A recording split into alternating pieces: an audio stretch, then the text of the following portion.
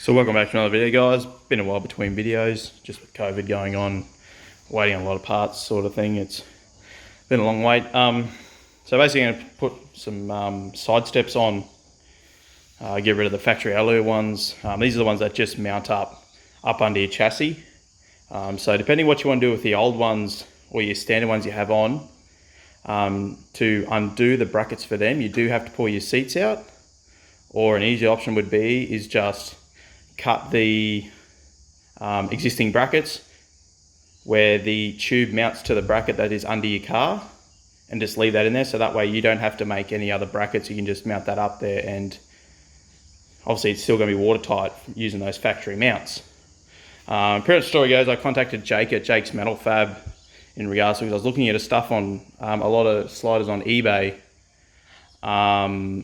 looking at the prices and the quality sort of thing, and I contacted him, and he done a pretty good deal on a set of these side steps. So it's good to keep the Australian made steel with the Australian made manufacturing. Also in later time I can put brush bars on, which I'm going to do, but for now I'm just going to put the side steps on until I get that further. So let's get right into it. So it's basically the side steps now have been cut off. They're the bolts there if you are wondering how to take them off with the bracket, where you do have to take the front seats out, but I've basically just cut them as flush as I can, which they won't get in the road now. And see, now I'm not worried about making brackets up to obviously cover the brackets from the standard ones. So I'll give you a quick idea on the brackets that hold it onto the chassis. So they're just a U bracket there with a bolt over the top. Pretty simple, straightforward, easy to install.